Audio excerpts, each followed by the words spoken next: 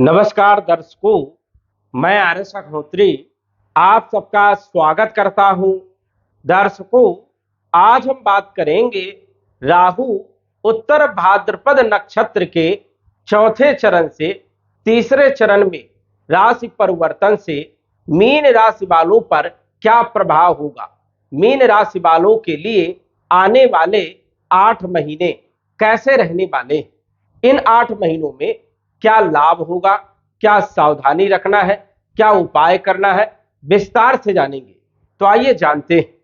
यह video mean राशि वालों के लिए बहुत विशेष है, क्योंकि मीन राशि पर ही राहु का गोचर है। बारीकी से आप सुने। यह फलादेश चंद्र राशि पर भी आधारित है और लगन राशि के आधार पर भी जान सकते हैं, नाम राशि के आधार पर भी जान सकते हैं। तो आइए जानते हैं। सबसे पहले तो यह समझिए राहु क्या है। राहु एक ऐसा ग्रह है जो रंक से राजा बनाने का काम करता है और राजा से रंक बनाने का भी काम करता है। कलयुग का राजा माना जाता है। आज के जमाने में सबसे ज्यादा राहु ही एक्टिव है। आप देख रहे हैं कि आज का जो जमाना है ये सोशल मीडिया का जमाना है।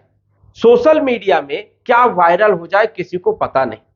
यदि राहु आपका अच्छा है तो समझ जाइए कभी ना कभी जो है आपकी किस्मत चमक सकती है, कभी ना कभी आप वायरल हो सकते हैं, कभी ना कभी जो है आपको लॉटरी लग सकती है।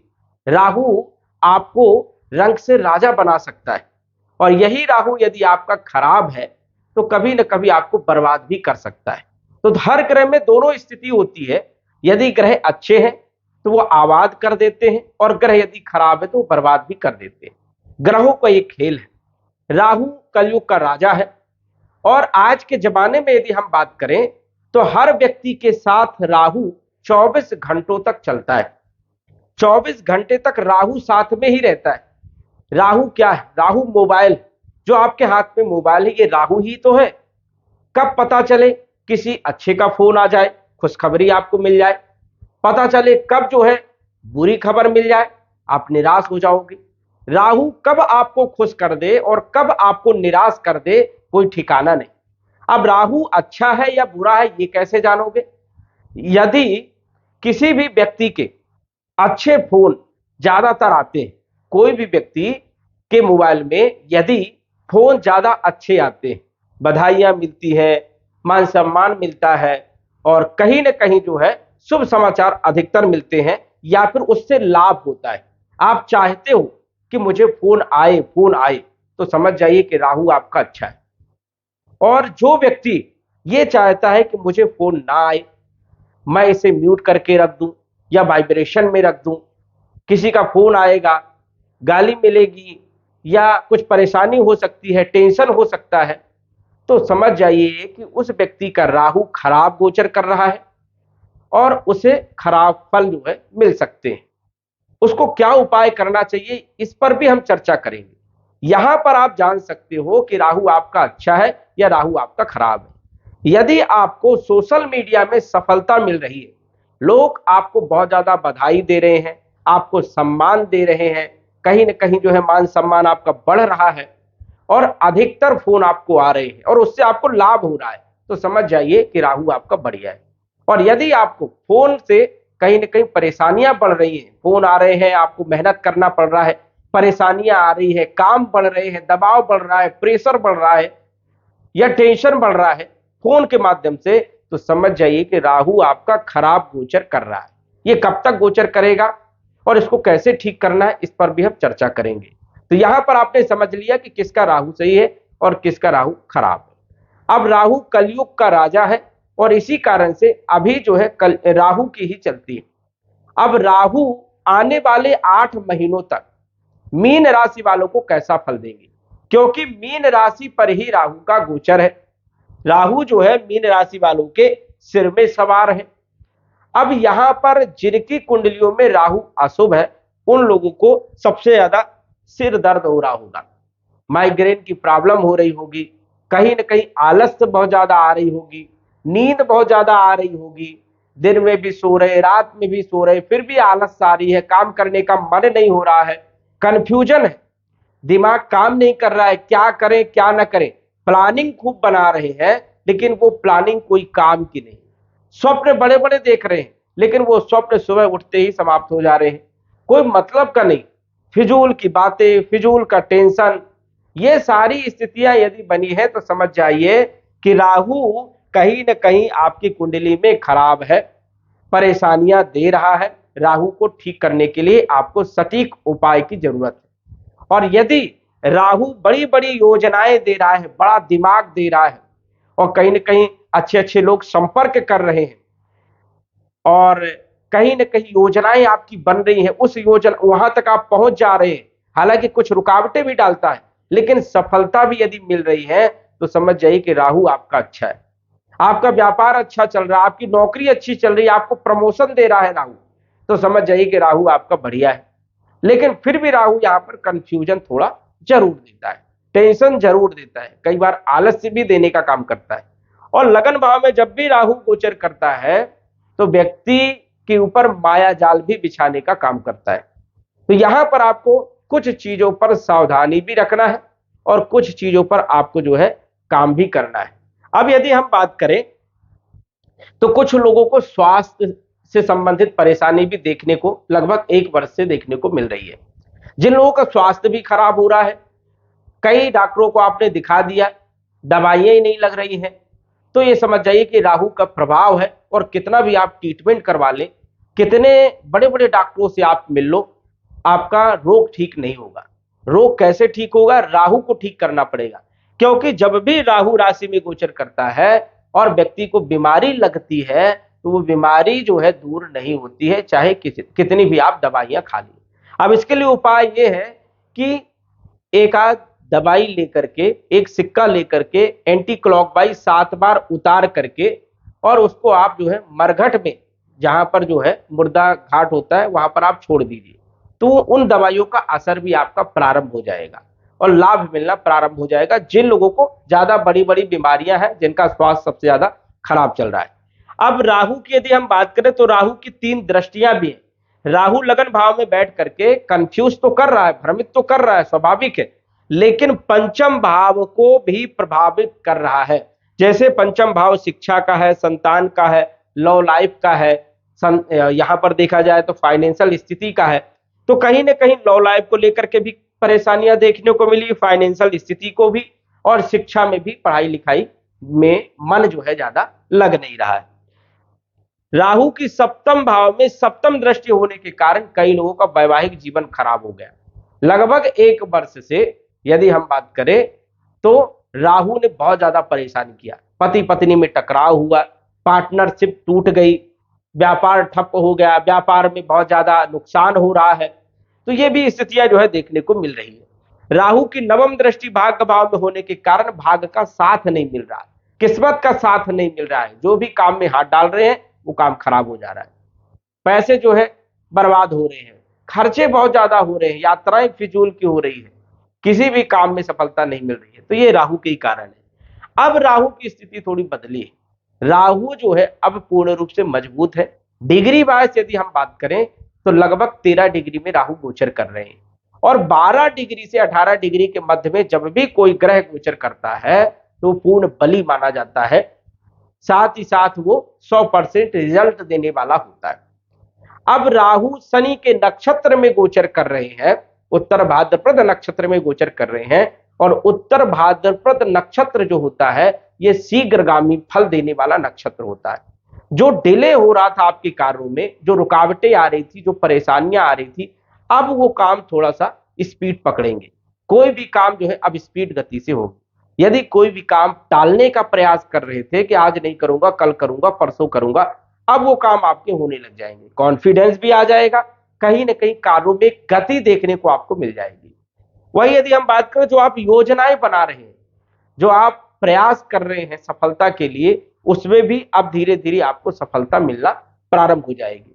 सितंबर 2024 से लेकर के मई 2025 तक का जो समय है, ये राहु जो है अचानक कुछ बदलाव कर सकते हैं। अब आपकी राशि में जो है राहु गोचर कर रहे हैं तो स्वाभाविक है कि हमेशा बुरा परिणाम तो देंगे ही नहीं, कभी ना कभी तो अच्छा परिणाम देंगे। राहु एक अस्थिर ग्रह है, अस्थिर ग्रह होने के कारण एक जैसा फल कभी भी नहीं देता। यदि एक महीना आपका अच्छा चला गया तो दूसरा महीना खराब जाने ही जाना है। दूसरा महीना अच्छा चला गया तो तीसरे महीने में कुछ ना कुछ परेशानी आनी ही आना है। और राहु जब भी कोई बड़ा लाभ देता है तो उसके साथ छोटी मोटी परेशानियां भी जरूर देता है। इस चीज को भी आपको ध्यान रखना है कि राहु यदि बड़ा कोई लाभ दे रहा है तो उसमें परेशानियां आएंगी ही आएंगी, लेकिन लाभ जरूर होगा। मीन राशि के स्वामी गुरु होते हैं। राहु केतु जिन राशि पर गोचर करते हैं उन राशि के स्वामी के फलों को वृद्धि कर देते हैं। जैसे राहु मीन राशि में गोचर कर रहे हैं और मीन राशि गुरु की राशि है, गुरु जो है तीसरे भाव में गोचर कर रहे हैं, तो स्वाभाविक है कि गुरु के गुणों को ग्रहण करके गुरु के ही फल देने का काम करेंगे। गुरु क्या है? गुरु धन के कारक है, विवाह के कारक है, संतान के कारक है, शिक्षा के कारक है। तो इन क्षेत्रों पर राहु बढ़ावा देने का काम करेंगे। जैसे लगभग 1 वर्ष से कई लोग ज्योतिष के क्षेत्र में भी आ गए होंगे, कई लोग का मन आध्यात्म के क्षेत्र में आ गया होगा, बहुत ज्यादा पूजा पाठ करना और मेडिटेशन करना, योगा करना या ध्यान मग्न होना, ज्योतिष सीखना, धार्मिक पुस्तकें पढ़ना।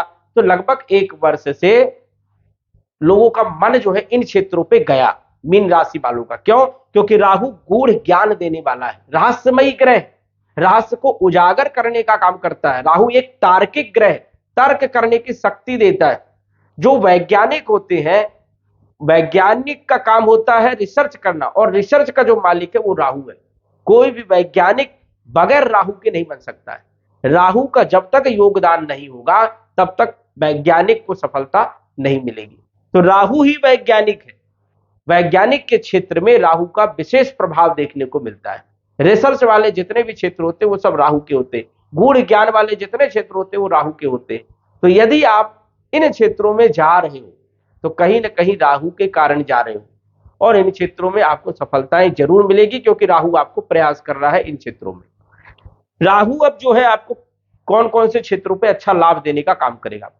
अब धीरे धीरे जैसे स्वास्थ्य में अच्छा लाभ देगा, जिन लोगों का स्वास्थ्य खराब चल रहा था स्वास्थ्य में अच्छा लाभ सितंबर के महीने से मिलने लगेगा।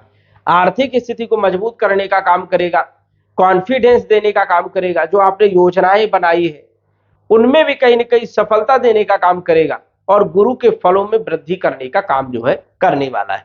जैसे कैरियर के मालिक है गुरु, तो कैरियर में अच्छी ग्रोथ आपको मिल सकती है। अचानक जो है प्रमोशन मिल जाना, अचानक व्यापार जो है तरक्की में चला जाना, ग्रोथ हो जाना, ये सारी स्थितियां राहु देने का काम करेगा। गुरु लगन के मालिक है और दशम भाव मतलब कैरियर के मालिक है। तो स्वास्थ्य, कॉन्फिडेंस और कैरियर, कर्म के क्षेत्र में, चाहे नौकरी कर रहे हो, चाहे व्यापार कर रहे हो, चाहे स्वयं का कोई काम कर रहे हो, उसमें लाभ आपको अचानक कभी भी हो सकता है। अब यहां पर एक ऐसा टाइम नहीं है कि कौन से व्यक्ति को कौन से महीने में ही लाभ होगा, क्योंकि हर व्यक्ति की कुंडली में राहु अलग अलग स्थिति में होता है। तो किसी को सितंबर में लाभ हो सकता है, किसी को अक्टूबर में हो सकता है, किसी को नवंबर में, तो किसी को दिसंबर में। अब कितने डिग्री में राहु आपकी कुंडली में बैठा है उसके अनुसार से आपको लाभ देखने को मिलेगा। लेकिन जो लोग जुआ, लॉटरी, सट्टा, शेयर मार्केट इन क्षेत्रों से जुड़े हुए हैं उन लोगों को भी अचानक लाभ मिल सकता है, लेकिन कुंडली में यदि राहु खराब है तो अचानक नुकसान भी हो सकता है। इसलिए यहां पर आपको थोड़ा सावधानी भी रखना है।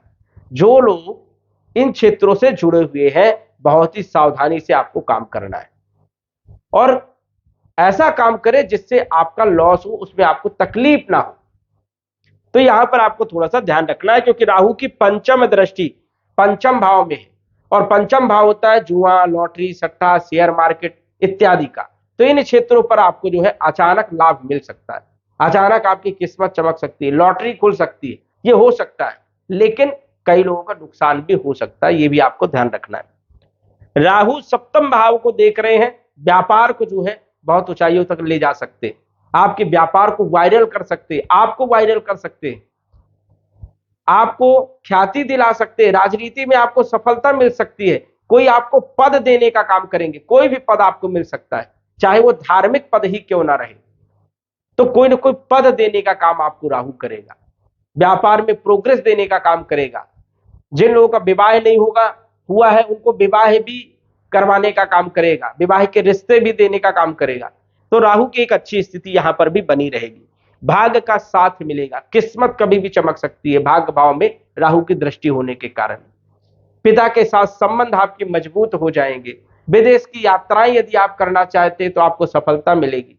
देश को छोड़ करके विदेश जा करके व्यापार करना चाहते हैं, बिजनेस या पढ़ाई लिखाई करना चाहते हैं, तो आपको सफलता मिलेगी, क्योंकि विदेश का जो मालिक है वो राहु ही है।